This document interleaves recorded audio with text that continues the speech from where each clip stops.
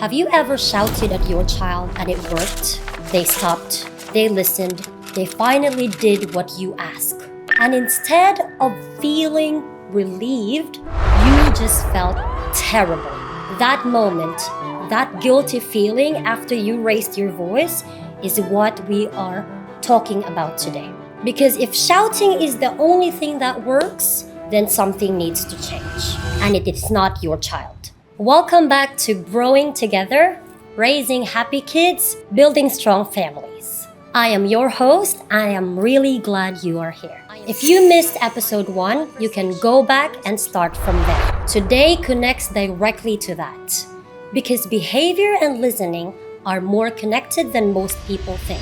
So let's get into it.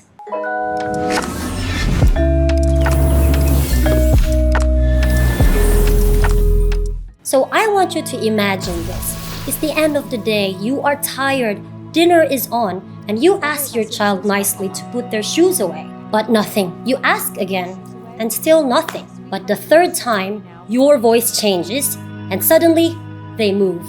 And you think to yourself, why does it have to be always like this? Why do I need to raise my voice? Here is something most parents have never been told. And every time I share this, I watch parents visibly relax. When your child ignores you, they are not choosing to ignore you. Their brain literally cannot switch fast enough to respond. And this is not attitude, this is just simply biology. Research shows that the part of the brain that controls stopping one thing and starting another is not fully developed until around age 7 or 8. So when you ask a 3-year-old to stop playing and come to dinner, you are literally asking their brain to do something that is not genuinely ready to do yet.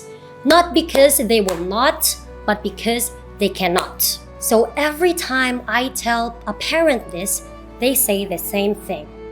Why did nobody ever tell me that? So I am telling you now. Has this ever happened in your home? Drop it in the comments. You might be surprised that you are not alone and other parents are actually nodding right now. Now here is the part that might be a little uncomfortable. Sometimes the problem is not the child.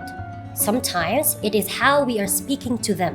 Not because you are a bad parent, but because nobody taught you how young children actually hear things. Now, there are 3 habits that almost every parent has that quietly make the listening problem worse. Number 1, too many words.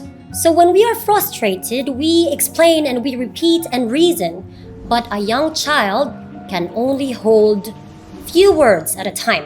So after your 3rd sentence, they are already lost. Make it short and simple, 1 instruction at a time. Number 2, talking to their backs. We call from the kitchen, we speak while they are playing, but young children need your face. They need eye contact.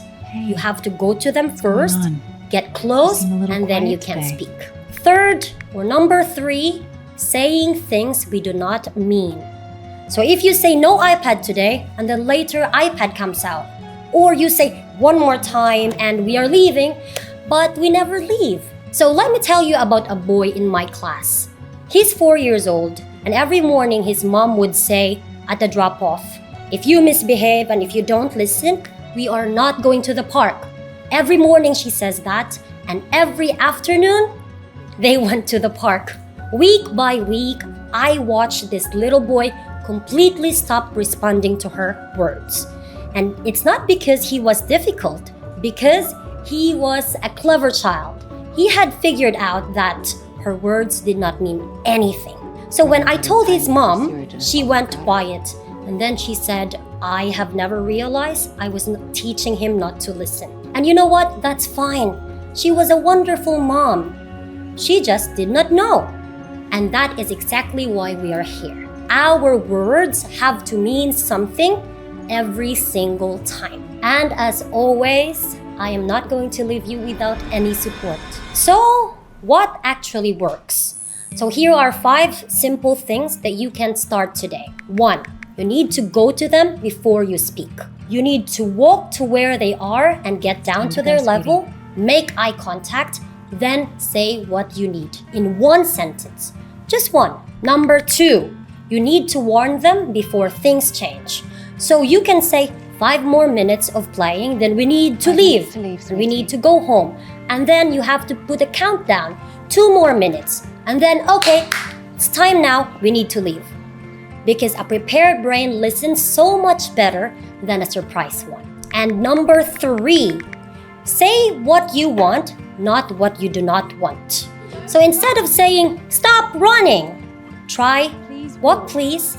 Or instead of saying, do not shout, try, let's just talk please. Research shows young children process positive instructions twice as fast as the negative ones. You can try it tonight and you will see the difference immediately. Number 4, you need to mean what you say every time. So you need to only give a consequence you will actually follow through on. Because when your words always mean something, then they will start to listen. And last but not the least, number 5, you need to connect before you correct. You can try to even just have 5 minutes a day, be on the floor, join your child, enter his world without a phone, just you and your child playing.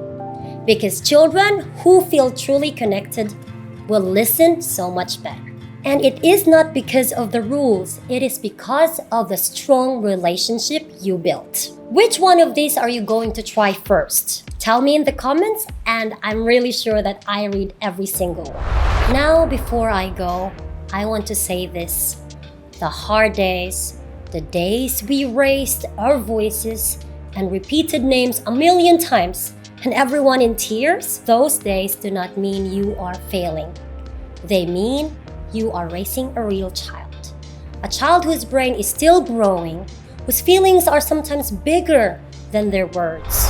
And the fact that your child falls apart in front of you, it is not rejection, it is trust. And that is not failure, that is everything. Now share this with one of the parents today, someone who really need to hear this.